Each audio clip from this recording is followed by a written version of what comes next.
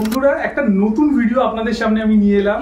তো আজকে সবথেকে গুরুত্বপূর্ণ যে খবরটা সেটা আপনাদের সামনে নিয়ে আসার জন্যই এই ভিডিওটা করা। তো আপনারা অনেকদিন ধরেই জানেন যে বাংলাদেশে যে এত বড় একটা সংগ্রাম চলছে, যে সংগ্রামে মুক্তি দলের যাদের কোটা এবং তার সাথে যে ছাত্র দল, এদের যে একটা বড় যুদ্ধ চলছিল এতদিন, সেটার কিন্তু একটা পরিণতি আজকে আমরা দেখতে পাচ্ছি এই নতুন খবরে।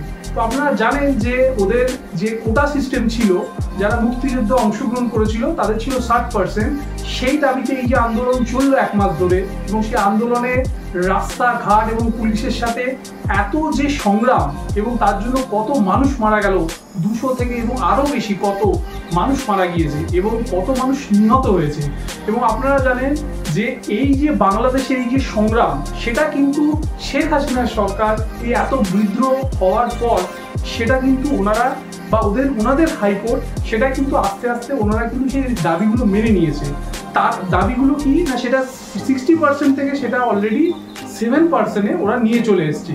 তারপরে কি হলো না, দেশের মধ্যে মিলিটারি শাসন এলো, কারফিউ হলো। তো এর ফলে কি হয়েছে যে পুরো সিস্টেমটা কিছুটা দিনের জন্য একটু স্বাভাবিক হলেও আমরা ভেবেছিলাম হয়তো এই যে বাংলাদেশে যে সংগ্রাম চলছে সেটা হয়তো তাড়াতাড়ি ঠিক হয়ে যাবে, কিন্তু আমরা দেখলাম না, এই ছাত্র দলের এদেরকে হাতিয়ার করে কিছু সংগ্রামী বা তারা কিন্তু কি করছে, বিভিন্ন রকমের সরকারি যে সমস্ত তাদের যে অ্যাসেটস বা সেগুলো কিন্তু, যেমন মেট্রো, তারা মেট্রো আগুন লাগিয়ে দিল, ভাঙচুর করে দিল, তারা প্রচুর গাড়ি আগুন লাগিয়ে দিল, বিভিন্ন রকমের ফ্যাক্টরি, কাপড়ের ফ্যাক্টরি তারা আগুন লাগিয়ে দিল।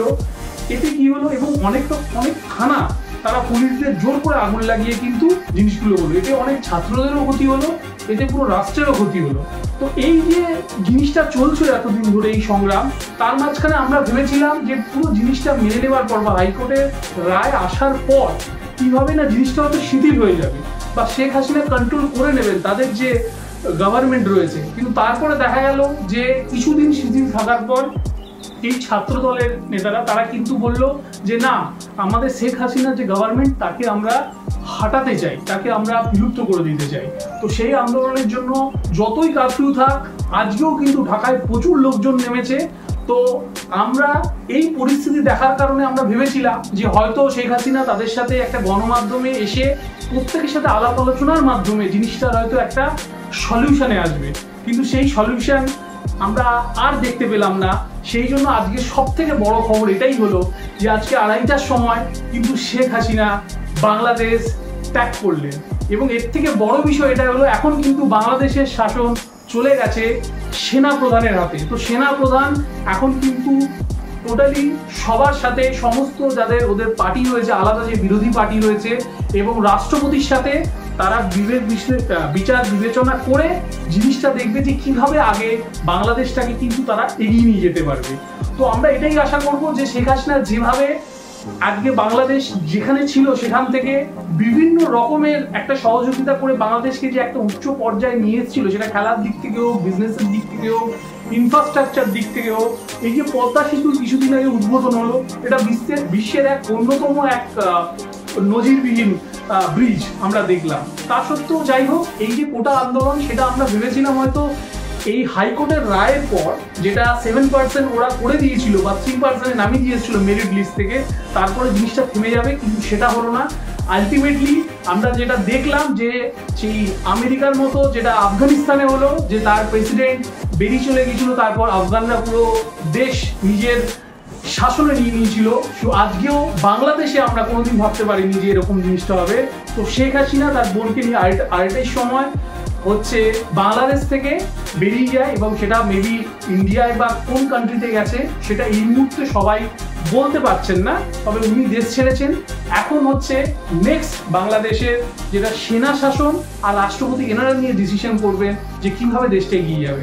আমরা আশা করব বাংলাদেশের যে স্বাভাবিক পরিস্থিতি, যেটা আমরা আগে দেখে এসেছি, বা ভারতের সাথে বাংলাদেশের যে সুন্দর একটা সম্পর্ক ছিল, সেটা আবার যেন ফিরে আসে।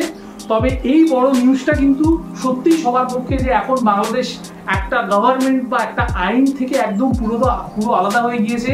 এখন সেনা শাসন কতটা কিভাবে জিনিসটাকে নিজের আয়ত্তের মধ্যে নিয়ে আসবে এবং দেশটাকে সুন্দরভাবে পরিচালনা করবে, সেটাই হচ্ছে আমাদের দেখার বিষয়। তো আজকের ভিডিওটা এই জন্যই তোমাদের সামনে বানানো যে এতদিন ধরে আমরা বাংলাদেশের যে সংগ্রাম দেখে আসছি, সেটা কিন্তু শেখ হাসিনা যতই সবার সাথে হচ্ছে ঐক্যবদ্ধ বা সবাইকে ডেকে নিয়ে মীমাংসা করার চেষ্টা করুন, সেটা কিন্তু আর হলো না। বা ছাত্র দলের যারা এই লিড করছিল এই আন্দোলনে, সেটা কিন্তু আর সম্ভব হলো না।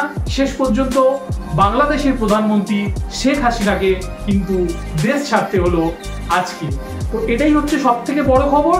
আশা করি আমার নেক্সট ভিডিওগুলোতে আরো কিছু আপডেট বা দেশ কিভাবে বাংলাদেশের ইমপ্রুভমেন্ট বা এই শেখ হাসিনা চলে যাওয়ার পর দেশের এই গণ আন্দোলন থেমেছে, বা এই যে আগুন চারিধারে বিভিন্ন রকমের গভর্নমেন্টের যে সমস্ত অ্যাসেট সমস্ত কিছু যেভাবে একটা জ্বলছে, একটা অরাজকতা সৃষ্টি, সেটা যাতে আবার সুন্দরভাবে ফিরে আসতে পারে, এটাই কামনা করব। আজকের মতো আমার ভিডিও আমি এখানেই শেষ করছি। বন্দে মাতারাম, গুড নাইট। তো এরকম কারেন্ট নিউজ শোনার জন্য আমার চ্যানেলকে অবশ্যই ফলো করতে হবে, লাইক, কমেন্ট এবং শেয়ার করতে হবে। আমার ফেসবুক পেজ, ইনস্টাগ্রাম সমস্ত কিছু আপনারা আমার এই ইউটিউব চ্যানেলের মধ্যে রয়েছে, আপনারা গিয়ে সেখানে জিনিসগুলোকে ফলো করতে পারেন। চলুন আজকের মতো বন্দে মাতারাম, বাই।